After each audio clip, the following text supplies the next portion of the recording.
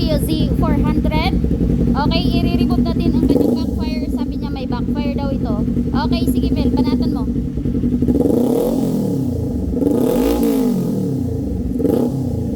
Okay. Okay pa Mel.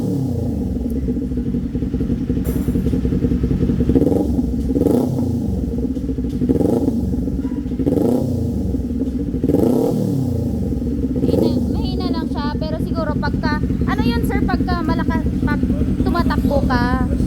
Low RPM lang. Ah, Tapos pag pumirit ang oil, pagpababa na, hindi ako mapapar. okay, so ayan. Pagka tumatakbo daw siya, lumalabas daw yung backfire niya talaga. Okay, so ayan. Ito yung before, and mamaya tingnan natin kung natatanggal natin, tatanong natin si sir. Kasi nga, meron tayong before and after nito mga boss. Ayan. Biglang delay yung pinaka-torque. Wala siyang torque sa motor. Pero pag yan, pag nakababad ako low RPM, biglang matalaya. Pag nakababad ka, biglang nag-high RPM siya. Ah, okay. The delay. Hindi ko alam eh. Daling sa Saan po kayo nang galing? Saan kayo nang galing? dito lang sa sa Tomas. Radios. Okay, so ayan, ito yung before natin. Wait lang, paano muna natin, palamigin muna natin, ha? Sige, upo ka muna. May coffee area tayo doon. Sige. Alright guys, ito na yung Z400 na ginawa natin.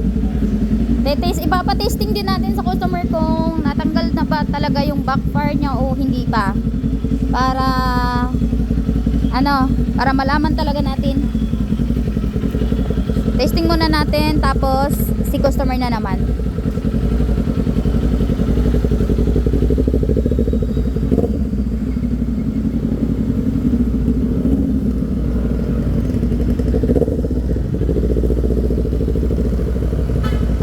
So bago kasi namin binibigay sa customer para ma-secure tayo, bago namin inaano muna namin, wala na nga siyang backfire.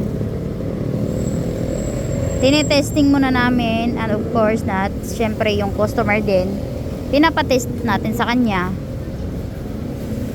Ayan, dito po mga boss, sa amin, wala po kayong babayaran in case na hindi po natanggal ang backfire sa inyong mga motor. So ibig sabihin, kung magpagawa kayo dito sa amin, pag hindi namin po nagawa, kahit ano pong ipapagawa ninyo dito sa amin, pag hindi po namin siya nagawa, ay hindi po kami nagpapabayad. Okay, so ayan, wait, antayin natin. Okay, ito na siya. Okay na? Okay, patisting natin sa customer kasi para malaman niya talaga kung natanggal natin yung backfire niya o hindi. Sir, testing nyo po. Testing nyo muna.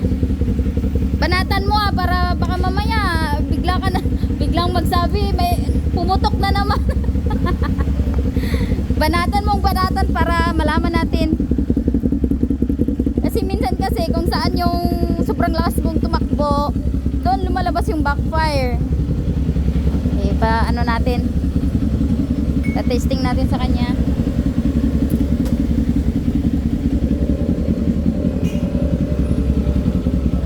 Ayan, dito na lang tayo mag-testing kasi dito mga hams. Bismillah.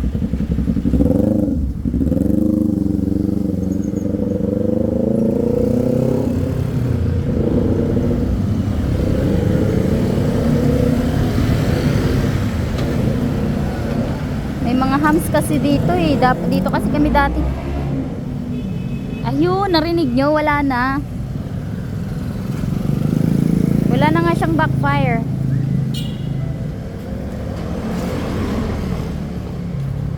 Antayin natin. Nilagyan kasi nilang mga hams dito eh. Lagi kasing banggaan dito oh. Corner ano to eh. Corner. So, ayan, sa mga naghahanap pala kung saan kami banda. Eto, ayan, 4th Street. Ayan o, 4th Street, 11 Avenue. Tapos, ito, landmark natin. Nasa harap lang kami mismo. Ayan o, harap.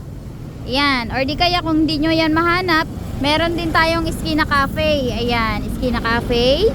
And then, sa dulo niyan, meron tayong ano dyan. Ayan o, Petron.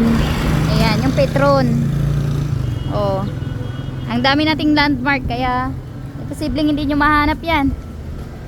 11 Avenue, 4th Street, corner ito, corner 4th Street, East Brisbane, Caloocan.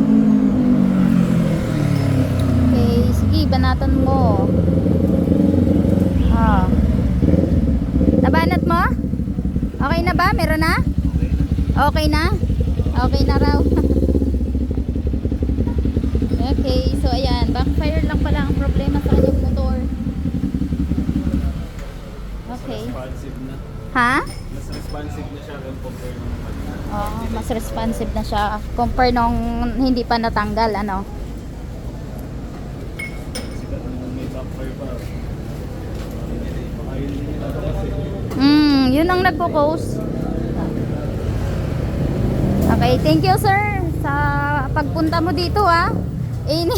Pag-reply niya kaagad, diretso siya punta dito. Thank you po. Salamat sir. Ito ay Triumph. Ano to? Clutch lining. Picture na natin.